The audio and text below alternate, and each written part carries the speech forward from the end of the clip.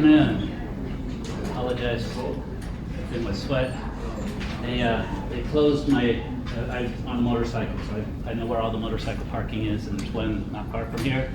It's under construction. It's not there. Parked all the way down here. It took 30 minutes to get there because of traffic, but I got here on time. So, how's everyone doing so far? Any major issues? Okay, so you may have seen the announcement. I'm trying to get here, and I was trying to get here half an hour early. If my spot was available, I would have been here half an hour early instead of coming here late. But I'm going to start doing office hours because if we do it at my office, we got to leave 20, 25 minutes to get here. So why don't I just come here? If you have questions, just come a half hour early. I can also stay a half hour after or a little bit later if need be. So I can get you questions either before or after class if you have them. Just let me know. So if you still have questions after class and you want to talk about it, we have a class I think is in here. So we could do it in the front area there. Just let me know that you want that. Otherwise, I'm going to go home and take a shower. It's hot out there. All right. So we have two sections to take a look at today. I'll go over this one a little kind of focused. It's building on what we talked about in 10.3 on limits, getting close to an x value from the left and the right, and then the limit is what the output value would be, the y value, as we got close to those. And sometimes a limit exists, sometimes it doesn't. What we're going to talk about today, which was in a few of the homework assignments problems, is what about the limit at infinity? So if we get out there, because infinity is not a place we can go, right? It's not a number we can plug in to an equation and get an answer. So what we want to do is want to find out as we get there, is there some sort of a set value, or does it go off to, or does the output go off to infinity? And so that's what we're going to talk about. You might be thinking in a business situation, where would you need infinity? And I'll loop back to the homework. We use it whenever the endpoint is uncertain. So a lot of times in business, we have a contract or something, and it goes until something happens. So we don't know when the end of the contract will be because hell has to freeze over or something, or pigs have to fly, or whatever it is that has to happen. We don't know when that's going to be, so we analyze it as if it was forever. Usually, we don't have forever. We're powerful. We maybe have 100 years on this earth. My grandmother's got 102. She's still going strong, so that's good. I don't think I'm going to make it that far, but I certainly don't have forever. I don't think any of us do. But that's what we're going to use in a business sense, is whenever something is uncertain, doesn't know when it's going to end, we analyze it with infinity. So limits. And so first of all, a lot of what we're going to do when we talk about what's happening at infinity, right? There's two kinds of infinity. There's a positive infinity, and if we're going the negative direction, there's the negative infinity. But what we're going to do to analyze this is really look at patterns. What is happening as numbers get bigger and bigger? What's happening to the y value when we do this? So we've got a couple tools. Let's see. Actually, let me get this going.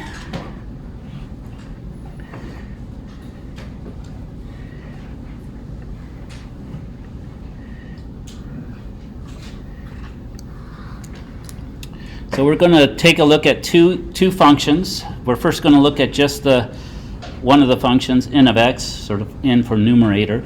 What would happen if we plugged in infinity? So we'd have 3 infinity to the 4th minus 2 infinity squared minus 4. So how could we understand what's happening as this number goes to infinity, right? Because we've got infinity to the 4th, whatever that is, infinity squared, but that's getting subtracted, so does that make it smaller?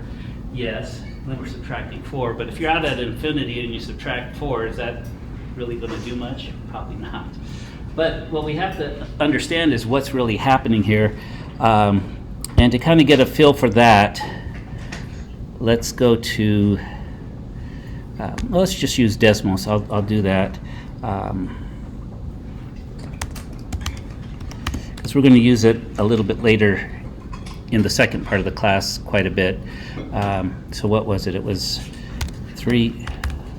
y equals 3x to the fourth minus 2x squared, squared, minus 4. And what we do is we could kind of see that even, I mean, it's getting pretty large, isn't it? What we can do is just kind of zoom out. And what we see is it's just getting so large, and it's not even showing up. Let's see. See if I can do something with, let's make our y-axis go to like 100, 1,000, 10,000, 100,000. There's a million. It's about a billion. So we've zoomed, our y's are going way out. But what we see as x gets big, even by 200, x is just or the y is just going up and up and up as x goes out. So if you follow this pattern, what would it be appropriate to say happens at infinity to the y? If x goes out to infinity, what's happening to y? It's going up to infinity as well, okay, positive infinity. So that, I mean, that's what this is kind of saying. You could go out and keep looking, but that minus 2x squared, that minus 2 infinity squared, isn't going to slow down that 2x infinity to the fourth. So the lesson from this, we could look at a lot of pattern, but the lesson is the largest exponent is the boss. Okay, it rules. So whatever that largest exponent is, that's what's going to happen. So we can ignore the rest of the function. Okay, and if you're not, that doesn't feel quite right, keep looking at these until you'll convince yourself eventually that we just get to drop it off. We don't have to worry about it. So let's come back when we go to talk about this ratio. Oops.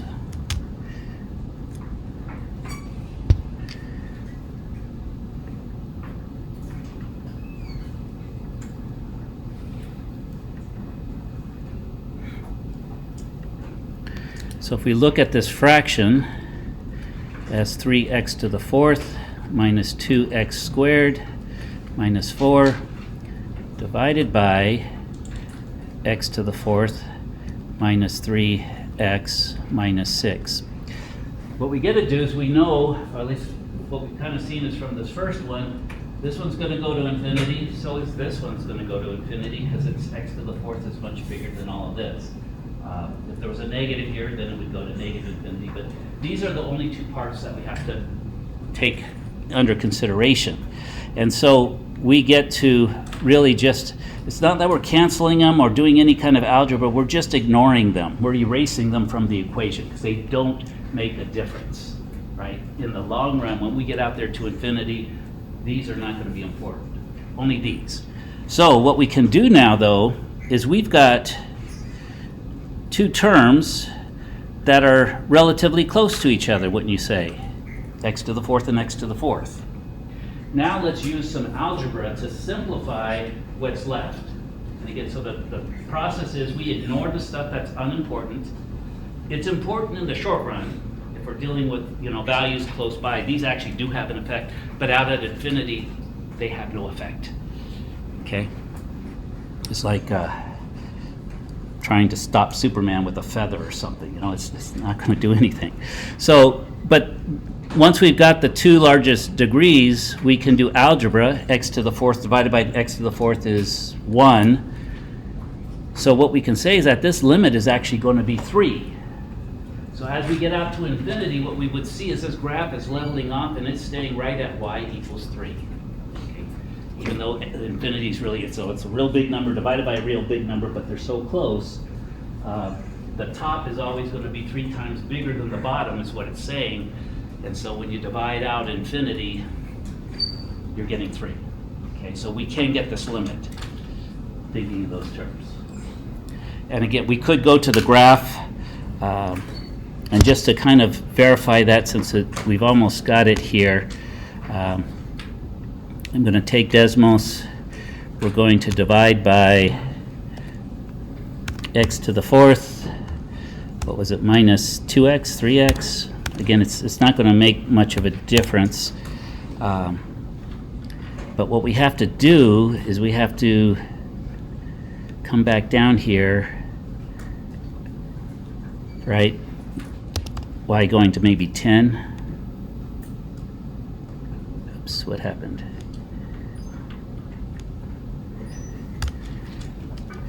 10. You gotta do the Oh, thank you. We'll do that as 0.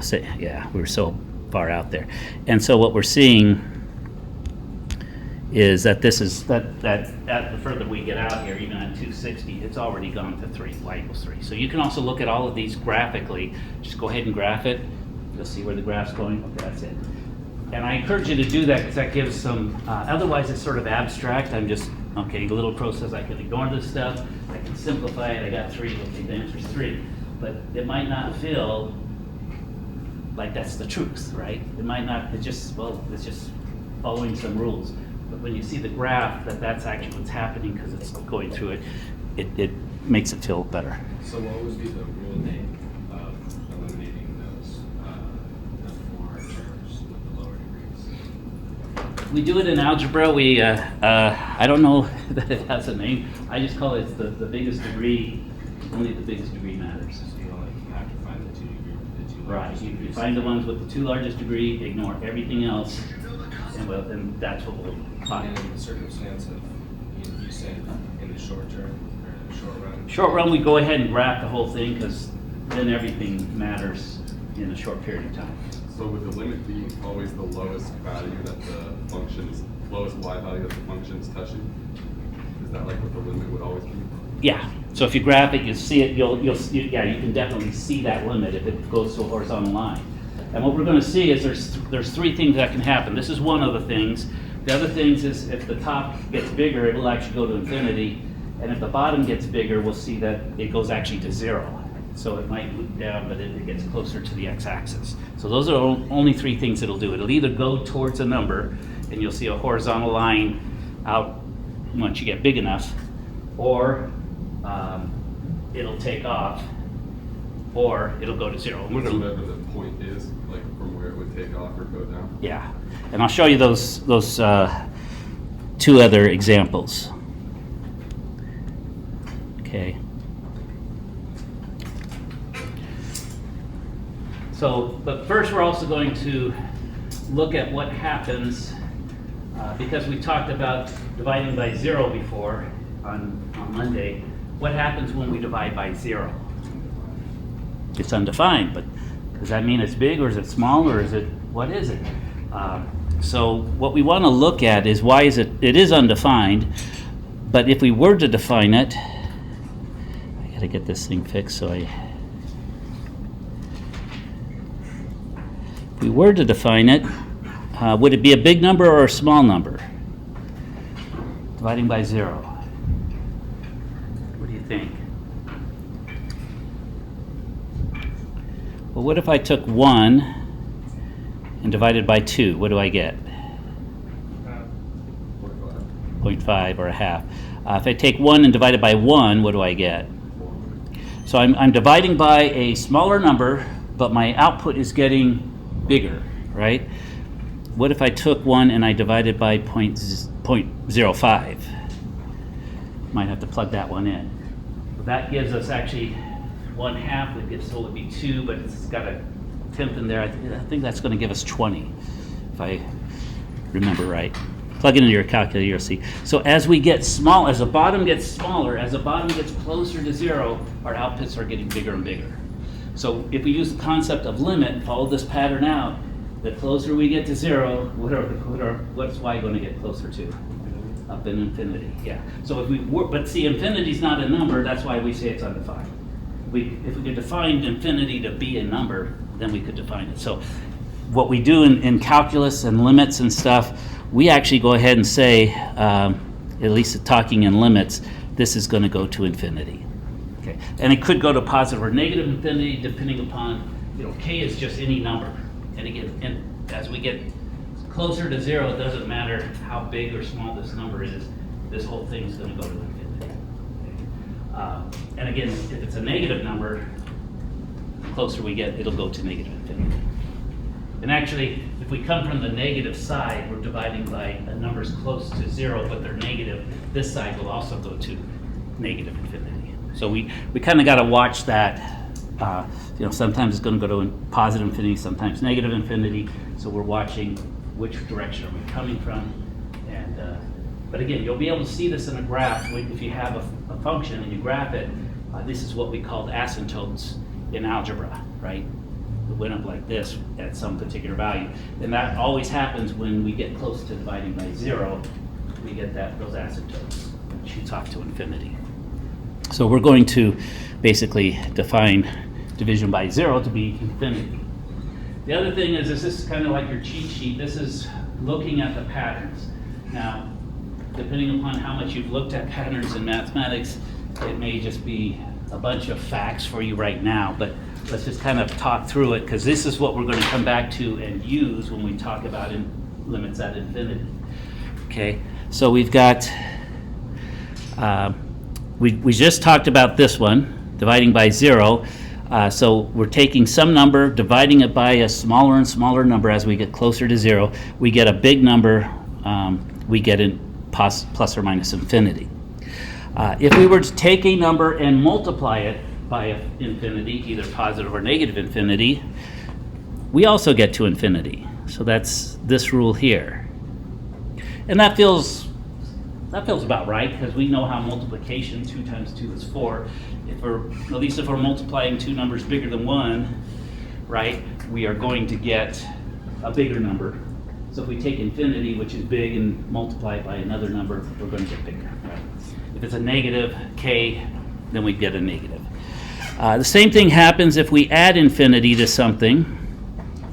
Again, if we're already at infinity and we add a number to it, we're still at infinity. Okay, that's the idea.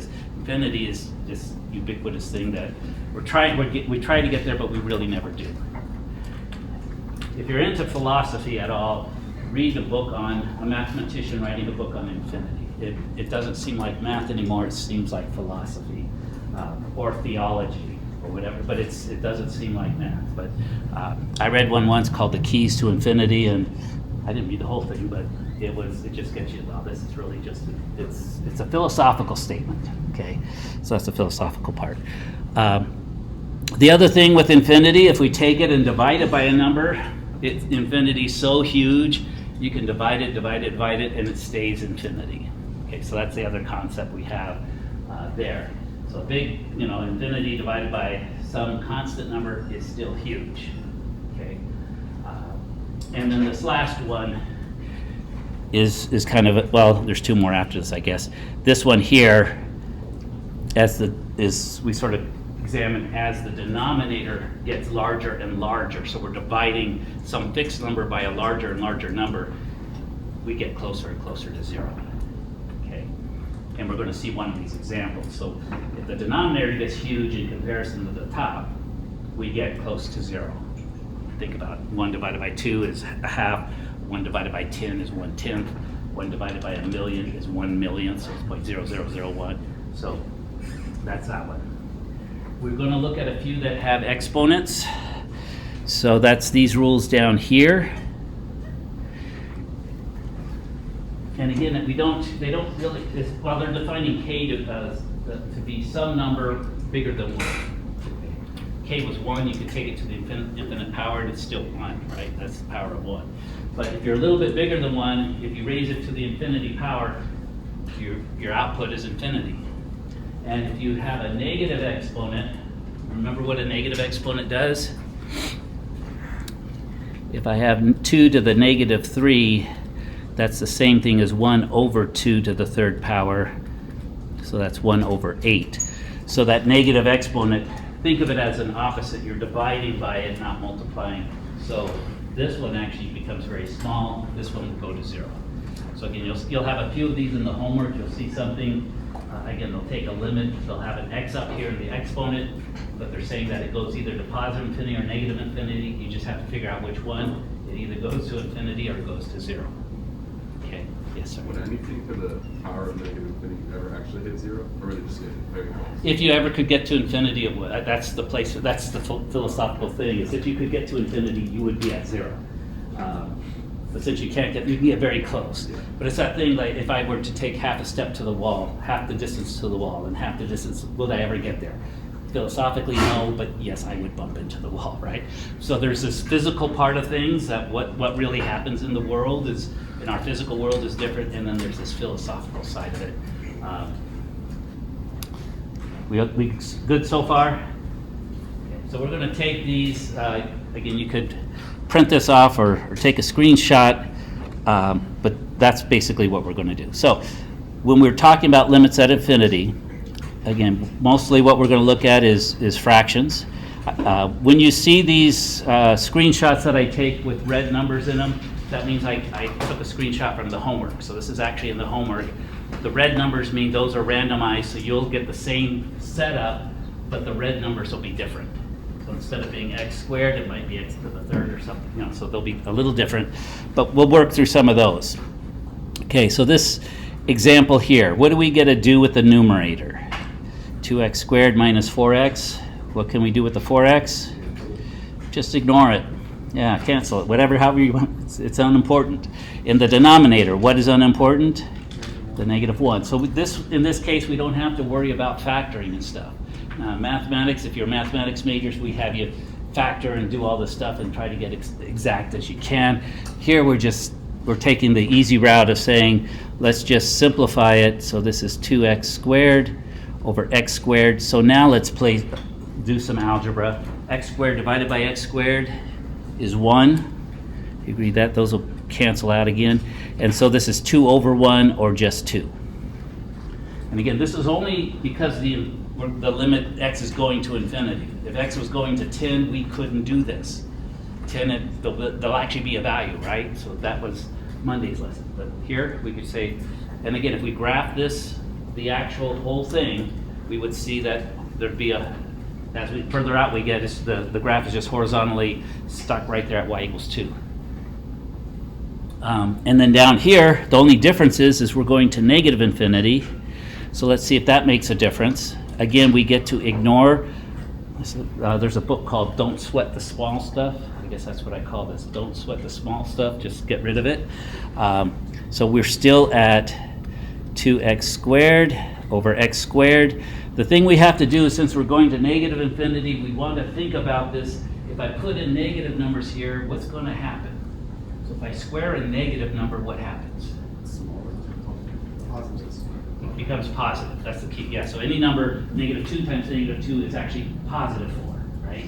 So we're going to square numbers, so I don't have to worry about it. This top's going to be positive. Since I'm squaring, right, we put them in here, this is going to be positive. So I'm just analyzing it to make sure that this whole thing doesn't become negative. Okay?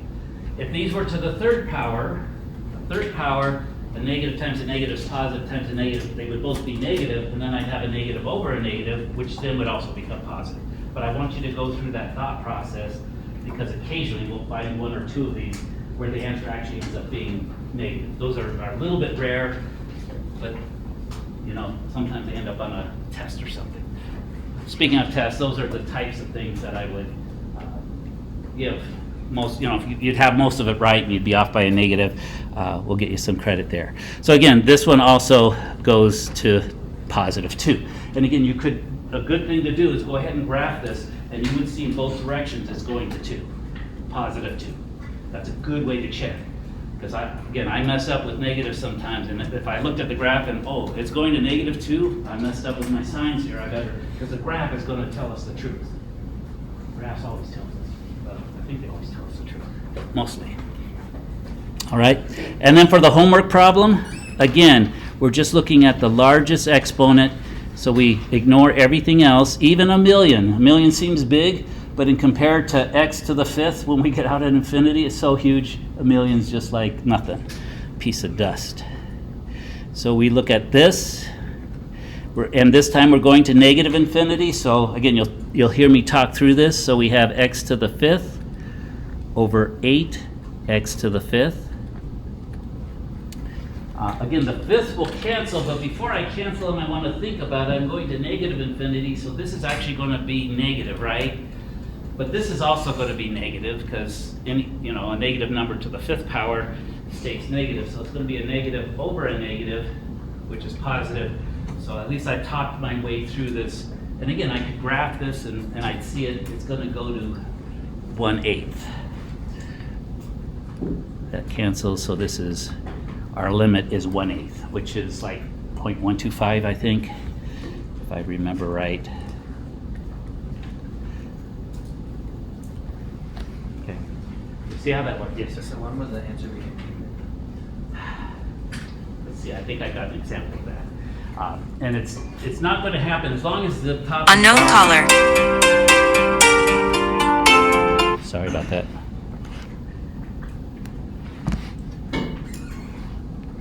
There we go.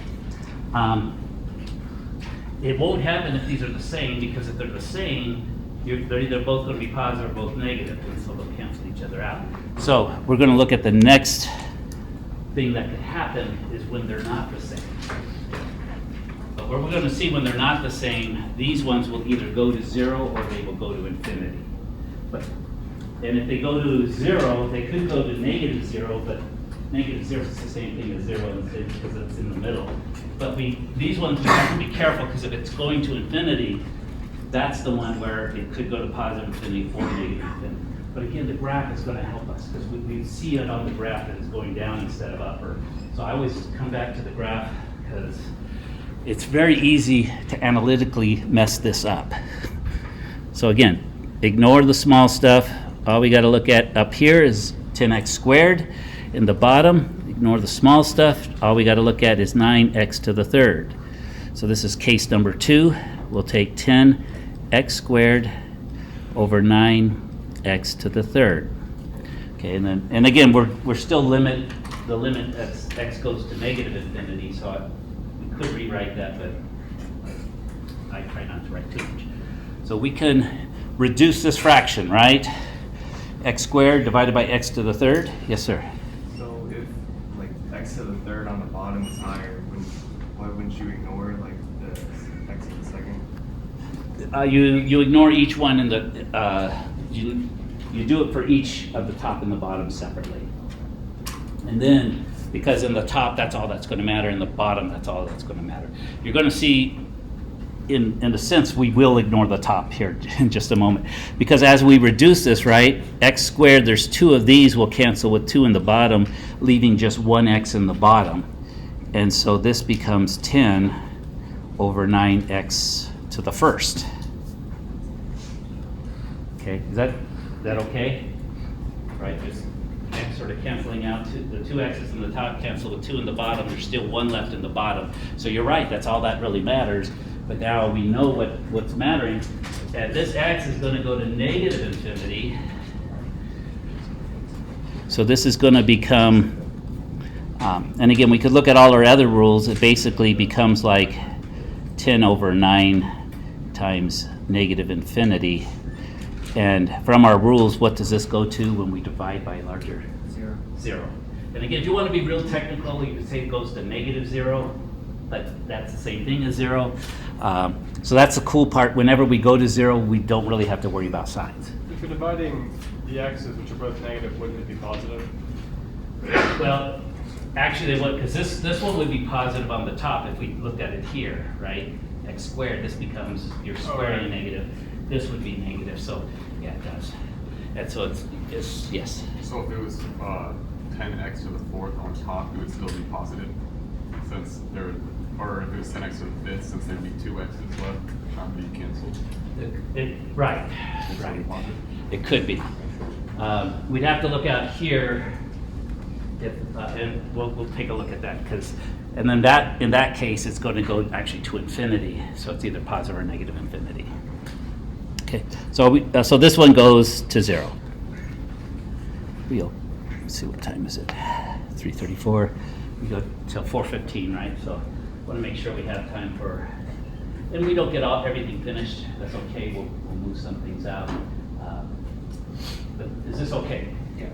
And I apologize, I just noticed I don't mean to ignore y'all over here, so, but it's, if I walk here, then it's, but let me know if you have questions and such, okay? You're just as important. Maybe you're more important. Okay. Now here's the one, exactly what you're talking about, right? So this one, and this is case 3. Again, we looked in the top, only the biggest part in the top, the biggest part in the bottom. Those are the things we're going to look at. So that's 8x to the 4th, 7,000 x to the 3rd. And again, you could kind of analyze what's going to happen if you plug in the negative infinity, but actually I like to do it once I get done with this. But you can see the top would be positive because it's to the 4th power, the bottom would be negative because it's to the 3rd power. But we're going to see, we'll get that same sort of answer even after the simplification. Okay, so if we're thinking, okay, this is going to go to negative something, probably negative infinity. What happens is these 3 x's in the bottom cancel with 3 up here, so we're left with 8x to the 1st power over 7,000. And again, we could analyze this not as being a number 8 over 7,000, which is a really small number, right? It's a decimal with a lot of zeros before it, 0.00 something. But we're going to multiply it by x, which is going to go to negative infinity. It's going to be so huge, it also will go to negative infinity. Okay, because if I plug in negative numbers here, this is going to be negative. And when I analyzed it over here, I also came up with that this should be going to negative. I would also encourage you to just graph this, and what you'll see is that graph is going down to negative infinity. Probably pretty quickly.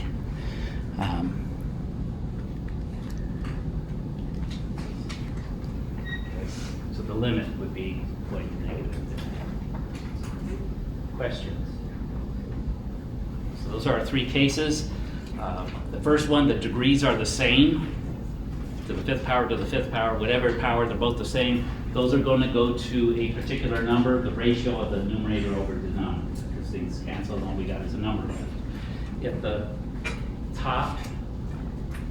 the bottom was bigger, that was case 2, right? The bottom has a higher degree, then we're going to be dividing by a big number, we go to 0. Don't really have to worry about positive, negative, because it's going to go to 0. If the degree is bigger in the top, things are going to cancel and we're just going to go off to infinity, either positive or negative. That's the case where we have to really watch which direction we're going, okay, as far as the size. All right. This comes from the homework, and it throws some people off because they see all these letters.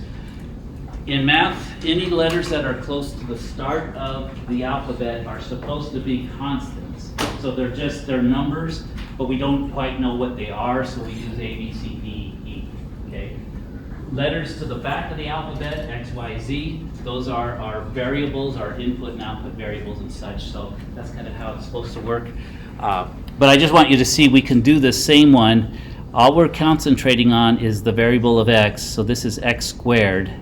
Now a squared, remember a is a number, so when we square it, it's a number, so we're not considering that as far as the limit. It's just part of the numbers. And then in the denominator, here's our x to the 3rd. So again, we ignore every other term, and so this is negative a squared b x squared divided by negative a b x to the 3rd. And what we can do is we can also, because we've got factors in the top and bottom, but we can reduce this, right? These two x, the x's in the top, x squared cancels with 2 in the bottom, leaving 1x in the bottom. So I have a negative. You could also cancel the a's, but it really won't matter, as we're going to see. But I could take this a cancels with 1 in the top, so there's a negative a left. The b's cancel, so that's that.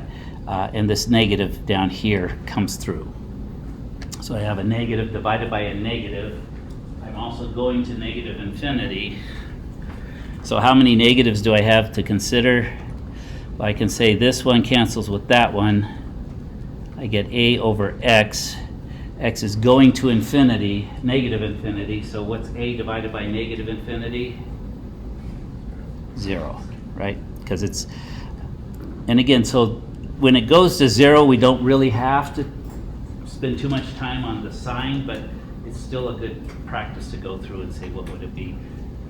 So if this was going, if it was the other way around, it would actually be going to negative infinity instead of positive. But, okay, but just what you'll see, 1 or 2 of these in the homework. Don't let the extra letters fool you. Just kind of, it's the same thing. Find the largest degrees, cancel those out, and then, you know, if the degrees were the same, the answer would have been it would go to A, because everything would have canceled out, and A is just a number. So you said when the numerator degree is greater than the degree of the denominator, it what? Goes to infinity, right?